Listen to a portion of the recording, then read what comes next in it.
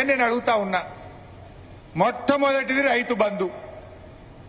ఎన్నికల్లో ఓట్ల కోసం కేసీఆర్ మాట ఇయ్యలే. ఓట్లు వేస్తే నేను రైతు బంధు ఇస్తాను కేసీఆర్ చెప్పలే. కానీ రైతుల మీద ప్రేమతో రైతు బంధు పథకాన్ని తెచ్చింది కేసీఆర్. మధ్యలో 2 ఏళ్లు కరోనా వచ్చింది.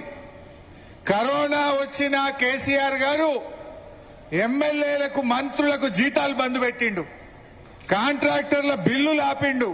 కానీ రైతన్నకు మాత్రం రైతు బంద్ వేసి చూపిండు. 11 విడతల్లో 73,000 కోట్ల రూపాయల రైతు బంద్ ఇచ్చిండు మన కేసీఆర్. మరి రేవంత్ రెడ్డికి ఏమైంది?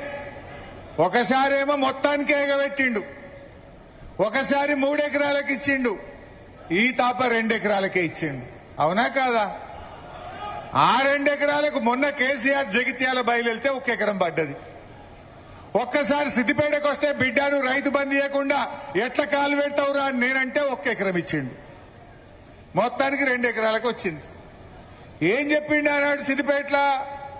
45 రోజుల్లో మొత్తం పైసలు ఇస్తా అన్నాడు. 70 రోజులైంది, పడ్డది ఆ రైతు బంధు. ఇప్పుడు ఈ యాసంగి పంటకు రైతు బంధుకి ఎగనామం పెట్టిండు.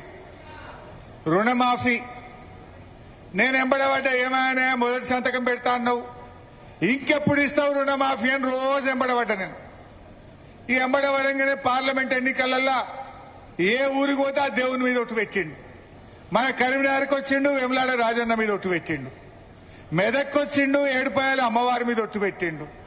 నల్లగొండకు పోయిండు, యాదాద్రి లక్ష్మీ నరసింహస్వామి మీద ఒట్టు పెట్టిండు. ఖమ్మం పోయిండు, భద్రాచలం రాముల వారి మీద ఒట్టు పెట్టిండు. పోయిన కాడల్లా ఒట్లు పెట్టిండు. 15 ఆగస్టు కల్లా రుణమాఫీ చేస్తా అన్నాడు. 2 లక్షల మీద ఉన్నోళ్ళు కట్టుకోండి, మిగతా పైసలు నేను మాఫీ చేస్తా అన్నాడు. అయినాయా? 2 లక్షల లోపున్నోళ్ళయి కాలే, 2 లక్షల మీదున్నోళ్ళయి కాలే. రుణమాఫీ ఏమైందయ్యా అంటే అసెంబ్లీలో గవర్నర్ చేత 35,000 కోట్ల రుణమాఫీ చేస్తామని అసెంబ్లీలో చెప్పిండ్రు. బడ్జెట్ స్పీచ్ లో చెప్పిండ్రు. ఇచ్చింది ఎంత అంటే 20,000. అంటే దాదాపు సగం మందికి రుణమాఫీ అయింది, సగం మందికి రుణమాఫీ ఎగ్గొట్టిండు. 2 లక్షల లోపోళ్ళకు కాలే, 2 లక్షల మీదున్నోళ్లకు కాలే. రుణమాఫీ అట్లా ఎగ్గొట్టిండు. రైతు బంధు ఇప్పుడు 3 పంటలకు ఎగ్గొట్టిండు. పోనీ ఎరువులన్నీ ఇచ్చిండా? కేసీఆర్ గారు ఉండగా మండలానికి ఒక గోడౌన్ కట్టిండు. కట్టలే మీ దగ్గర? మీరు సుల్తానాబాద్ పోయినా గోడౌన్ ఉంటది, పెద్దపల్లి పోయినా ఉంటది, శ్రీరాంపూర్ పోయినా ఉంటది, జూలపల్లి పోయినా ఉంటది లేదా? మండలానికి, ప్రతి మండలానికి ఆనాడు కేసీఆర్ గారు గోడౌన్ కట్టి ఎరువులు స్టాకు పెట్టి 10 ఏళ్లల్లా ఎరువులకు ఇబ్బంది లేకుండా చూసింది కేసీఆర్. పాత కాంగ్రెస్, ఆనాటి కాంగ్రెస్ పోలీస్ స్టేషన్లలో ఎరువులు పెట్టి అమ్మింది. కానీ కేసీఆర్ గారు వచ్చినాక ఆటో ఆయనకు చెప్పి 4 బస్తాలు వేసుకురా అంటే ఆటో డ్రైవరు ఇంటికాడ తెచ్చేసిపోయిండు. కానీ ఇలా మళ్ళా కాంగ్రెస్ వచ్చింది, నాటి రోజులు వచ్చినాయా లేవా? ఎరువు బస్తాలకు లైన్లు, లాఠీ చార్జీలు, ఇవాళ గోసబెట్టే కార్యక్రమం స్టార్ట్ అయింది. ఎరువులు ఇచ్చే శాతగాలే. రైతు బీమా కార్యకర్తలు మంచిగా వినాలి. రైతు బీమాకు రామ్ అయింది. ఆనాడు కేసీఆర్ చెప్పిండు ఎలక్షన్ల ముంగట, దళిత బంధుకు జై భీమ్ అంటారు, రైతు బీమాకు రామ్ అంటారు, జాగ్రత్త అన్నాడు కేసీఆర్. ఇవాళ అదే నిజమైందా? ఇప్పుడు 4 నెలల రాష్ట్రంలో రైతు బీమాకు ప్రభుత్వం ఎల్ఐసికి ప్రీమియం కట్టలేదు. 4 నెలల నుంచి రైతు బీమా ఆగిపోయింది. తెలంగాణలో రైతు బీమా బంద్ అయిపోయింది 4 నెలల నుంచి. రాష్ట్రంలో 3,000 మంది రైతులు చనిపోయి ఇవాళ రైతు బీమా రాకుండా ఆగమైపోయిన పరిస్థితి ఉంది. నాడు కేసీఆర్ ఉంటే రైతు చనిపోయినాక ఇంట్లో నుంచి కాలు బయట పెట్టక ముందే వారం రోజుల్లో 5 లక్షల రూపాయలు వాళ్ళ కుటుంబం యొక్క అకౌంట్ లో జమ చేసిండు. రేవంత్ వచ్చిండు, రైతు బీమాను బంద్ పెట్టిండు. 4 నెలల నుంచి ఇలా రైతు బీమా రాలేదు. ఏం చేసేది? పోనీ వడ్లన్న కొన్నాడా? వడ్లు అమ్ముకోవాలంటే సుక్కలు చూసిండ్రు రైతులు. గిన్ని రోజులు ఎప్పుడన్నా అయిందా? మక్కలు అమ్ముకోవాలంటే సంచులు కొనుకొచ్చుకున్నారు రైతులే. చాలా చోట్ల సంచులు దొరకకపోతే రైతులే సంచులు కొనుకొచ్చుకొని మక్కలు జోకిన పరిస్థితి ఏర్పడ్డది. ఇవాళ నుంచి మక్కలు కొనుడు బంద్ పెట్టిండ్రు. ఇప్పుడే ఈశ్వరన్న చెప్తుండు, ధర్మపురిలో, వెమ్లాడలో, మెట్పల్లిలో, కొరుట్లలో చాలా చోట్ల మక్కలు అట్లనే ఉన్నాయి, మక్కలు కొనుడు బంద్ పెట్టిండ్రు అంటున్నారు. అంటే ఏంది నువ్వు చేసింది? పోనీ కరెంట్ అన్న మున్పటి లెక్క ఉన్నదా? 24 గంటల వైపు 13 గంటలకో 14 గంటలకు వచ్చింది ఇప్పుడు. అంటే ఇలా రైతును అన్ని రకాలుగా ఆగం చేసిండు. ఎరువుల్లో ఇబ్బంది, రైతు బంధు 3 పంటలకు ఎగ్గొట్టిండు, రుణం మాఫీ సగం మందికి ఎగ్గొట్టిండు, రైతు బీమా బందే పెట్టేసిండు, వడ్లు కొనుమంటే సుక్కలు చూపిండు. ఇంకా రైతు ఓటేస్తాడా? ఇంకా ఇది జాలదట. ఇప్పుడు రైతు డిస్కాం దేబోతా ఉన్నాడు. రైతు డిస్కాం బాగా వినాలి రైతులు. ఏంటిది రైతు డిస్కాం? ఇప్పుడు ఇప్పటిదాకా మనకు ఎన్పీడీసీఎల్, పెద్దపల్లి దేని కింద ఉంటుంది? ఎన్పీడీసీఎల్ కింద మనం ఉంటాం. మనం బాయికాడ ఇల్లు కట్టుకుంటే ఇంటికి కనెక్షన్ కావాలన్నా ఎన్పీడీసీఎల్ ఇచ్చిండు, బాయికి కావాలన్నా ఎన్పీడీసీఎల్ ఇచ్చిండు. ఇప్పుడు రేవంత్ రెడ్డి ఏమంటుండు? ఫ్రీ కరెంట్ వాళ్ళు రైతులు కావచ్చు, మన లిఫ్ట్ ఇరిగేషన్ స్కీములు కావచ్చు, గవర్నమెంట్ ఆఫీసులు, దవాఖాన్లు, ఇవన్నీ దానికి ఒక రైతు డిస్కామ్ అని పెడుతున్నాడు. అంటే ఈ రైతు డిస్కామ్ కు రేపు పైసలు కట్టేవాళ్ళు ఉండరు. మరి పైసలు కట్టేవాళ్ళు లేకపోతే కరెంట్ ఎడగొనాలి? కరెంట్ ఎట్లా వస్తుంది? ఇప్పుడు ఏమంటుండు రైతు డిస్కామ్ కు? జీవో నంబర్ 8 అని ఒక జీవో ఇచ్చిండు రేవంత్ రెడ్డి. బాగా వినండి, ఇది అమల్లోకి వస్తే అసలు కాంగ్రెస్ వాడు రేపు ఊళ్ళకు రాడిగా. ఇప్పుడు మొన్ననే ఈఆర్సీ ముందు వాదనలు అయిపోయినాయి. ఈఆర్సీ ఉత్తర్వుల కోసం వెయిట్ చేస్తా ఉన్నారు. ఆ జీవో నంబర్ 8 ఏమంటదంటే, సోలార్ పవర్ రైతు డిస్కామ్ కి ఏ కరెంట్ ఇస్తాడట అంటే రేవంత్ రెడ్డి రెన్యూవబుల్ ఎనర్జీ ఇస్తా అని జీవో ఇచ్చిండు. రెన్యూవబుల్ ఎనర్జీ అంటే ఏంది? Solar power, wind power. మన దగ్గర గాలితోని కరెంట్ తయారేది పెద్దగా లేదు తెలంగాణలో. ఇక ఉన్నది సోలార్ పవర్. సోలార్ పవర్ అంటే ఎప్పుడు వస్తుంది? పొద్దుగాల ఎండగొట్టి ఇంకా షురు అవుతుంది, సాయంత్రం ఎండ బంద్ కాగానే బంద్ అవుతుంది. అంటే పొద్దుగాల 7-8 గంటలకు బాయికాడ మోటార్ వెలుగుతుంది, వస్తుంది కరెంటు, సాయంత్రం 5 కాగానే బాయికాడ కరెంటు పోతుంది. అంటే రేపు రైతు డిస్కామ్ అమల్లోకి రాగానే బాయికాడ మీ వ్యవసాయానికి వచ్చే కరెంటు కేవలం 7-8 గంటలు మాత్రమే ఉండబోతా ఉంది. 7-8 గంటలే ఉంటది బాయికాడ. అంటే రేవంత్ రెడ్డి నాడు కేసీఆర్ ఇచ్చిన 24 గంటల ఉచిత కరెంటుకు ఈ రైతు డిస్కామ్ తో ఉరివేయబోతా ఉన్నాడు.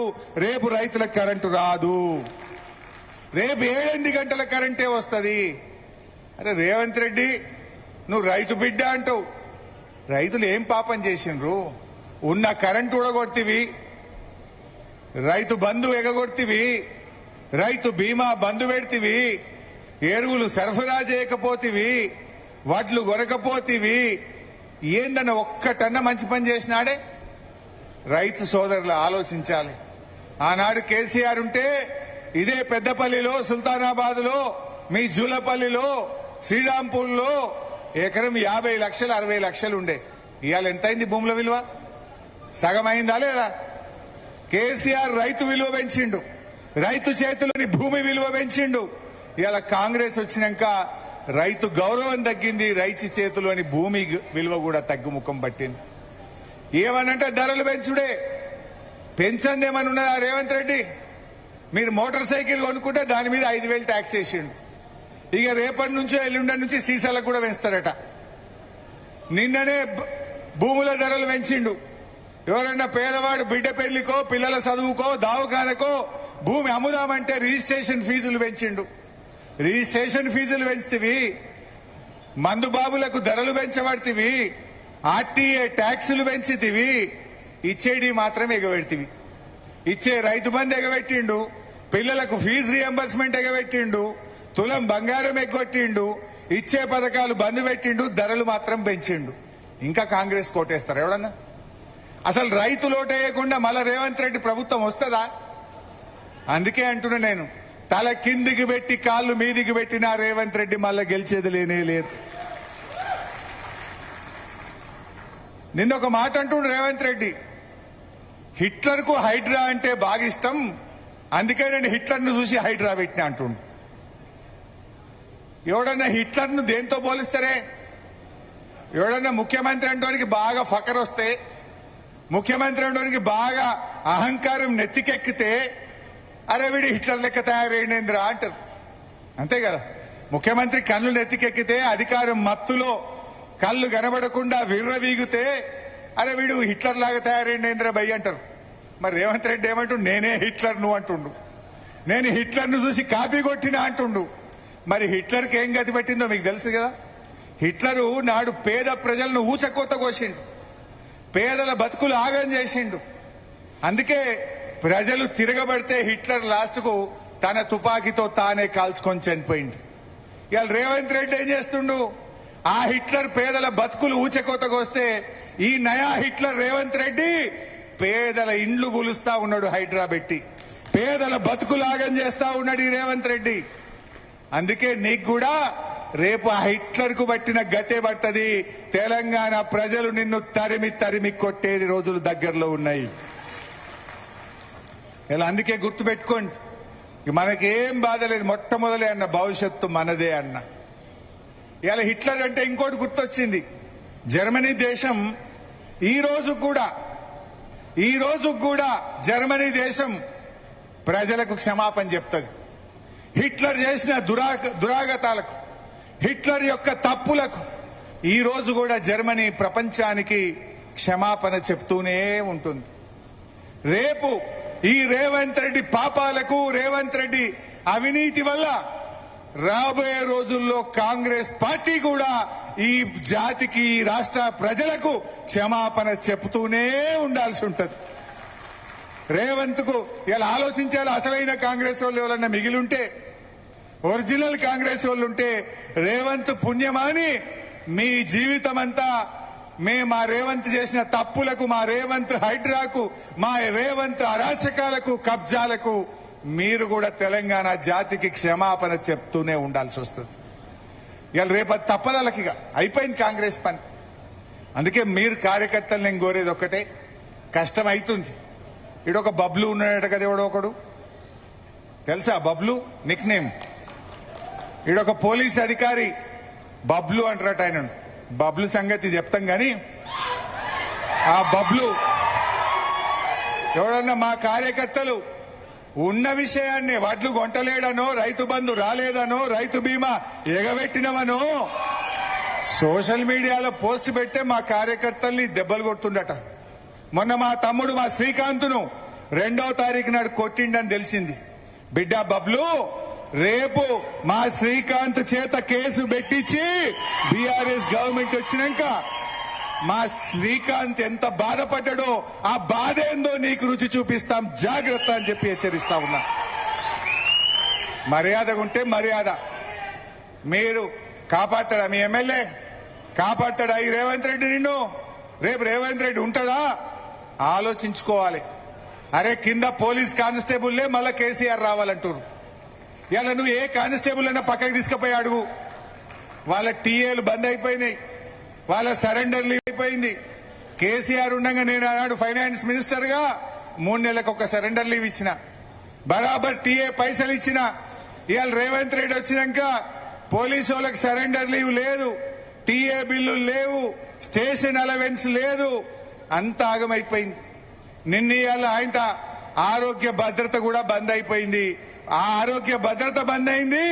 మళ్ళీ ఇప్పుడు ఆరోగ్య బీమా అని 1.5% జీతంలో కోత పెట్టిండ్రు. రేపు మీరు ఏమి డౌట్ పెట్టుకోకుండ్రి, కానిస్టేబుల్ల ఓట్లు, పోలీసు వాళ్ళ ఓట్లు అన్ని కూడా బీఆర్ఎస్ కి పడతాయి. రైతుల ఓట్లు మనకే పడతాయి, విద్యార్థుల ఓట్లు మనకే పడతాయి. అందువల్ల కొద్దిగా ధైర్యంగా ఉండండి. తప్పకుండా భవిష్యత్తు మనదే. ఎవరు ఏం చేసినా కాంగ్రెస్ వాళ్ళకే మనకంటే మంచిగా అర్థమైంది. ఇంత అవుతుంది కదా, ఒక్క మంత్రి అయినా తిరుగుతుండా? ఒక్క మంత్రి అయినా వడ్ల కొనుగోలు కేంద్రాలకు వస్తున్నారా? మా మెదక్ జిల్లాలో అయితే ఒక్క మంత్రి రాలేయాలటి వరకు. ఎందుకంటే వస్తే రైతులు తిరగబెట్టేట్టున్నారు, రైతులు ఎగబెట్టేట్టున్నారు. ఆ ట్యాంకులు వచ్చే పరిస్థితి లేదు. ఇప్పుడు వానకాలంకు యూరియా స్టాక్ లేదు. కేసీఆర్ ఉండగా 3 నెలల ముందు తెచ్చి పెట్టుండే యూరియా.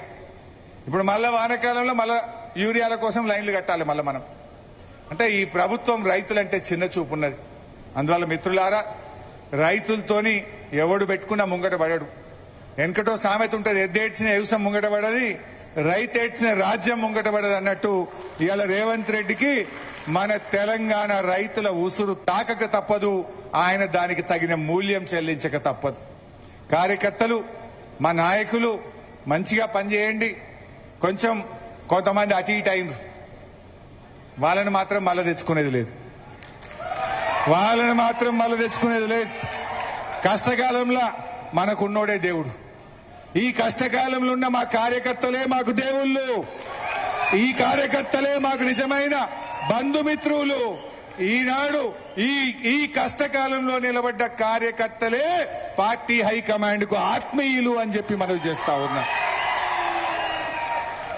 మనం గ్యారంటీ వస్తాం. కానీ ఇలా ఎవరైతే ఈ కష్టకాలంలో నిలబడ్డ కార్యకర్తలున్నారో గుండెలో పెట్టుకొని మిమ్మల్ని కాపాడుకుంటాం. తమ్ముళ్ళారా, ధైర్యంగా ఉండండి, ఏం భయపడకండి. మిమ్మల్ని కాపాడుకునే బాధ్యత మాది. రాబోయే రోజుల్లో చక్కగా మన కమిటీలన్నీ వేసుకొని, పార్టీ మెంబర్షిప్ చేసుకొని, శిక్షణ కార్యక్రమాలు పెట్టుకొని పార్టీని మంచిగా బలోపేతం చేసుకుందాం. భవిష్యత్తు మనది ఉంటుంది. మా మనవరన్న నిర్ణయాల గట్టిగానే వేసుకున్నాడు, కానీ ఇంకా కొద్దిగా గట్టిగా వేయాలి. ఇక బయలుదేరాలి. రోజు ఇక డి అంటే డి అనాలి, దేనికైనా తయారు ఉండాలి. నీ వెనుక పార్టీ ఉన్నది, నీ వెనుక కార్యకర్తలున్నారు. నువ్వు ధైర్యంగా కొట్లాడే ప్రయత్నం చేయి. నువ్వు గట్టి కొట్లాడితేనే కార్యకర్తలకు ధైర్యం వస్తుంది. నువ్వు బయలుదేరితేనే కార్యకర్తలు ఇంకా గట్టి. నువ్వు ఒక్క అడుగేస్తే వాళ్ళు 2 అడుగులు వేస్తారు. సో అందువల్ల మిత్రులారా, మంచి నాయకులు ఉన్నారు వేదిక మీద, అంతా సీనియర్ నాయకులు. మా రాములన్న గాని, మా రాకేష్ గాని, సత్యనారాయణ రెడ్డి గాని, మా శంకరన్న గాని, మా రఘువీర్ సింగ్ గాని, అందరూ హేమీలు ఉన్నారు. కలిసి పనిచేయండి, కలిసి ఉద్యమం చేయండి, కలిసి ప్రభుత్వం మీద పోరాడండి. భవిష్యత్తు మనదే. మనకంటే కార్యకర్తలు మనకు ముఖ్యం. ఇవాళ మనం ఆ కార్యకర్తల కోసం అందరం కూడా కలిసి పనిచేయాలి. భేదాభిప్రాయాలు పక్కన పెట్టి ఇవాళ ఆ కార్యకర్తలు, ఇంత కష్టకాలంలో నిలబడ్డటువంటి కార్యకర్తలకు ధైర్యాన్ని ఇవ్వాలంటే మన అభిప్రాయ భేదాలు పక్కన పెడదాం. అందరం కలిసిమెలిసి మళ్ళీ మన కేసీఆర్ ను ముఖ్యమంత్రి చేసుకుందాం. జై తెలంగాణ.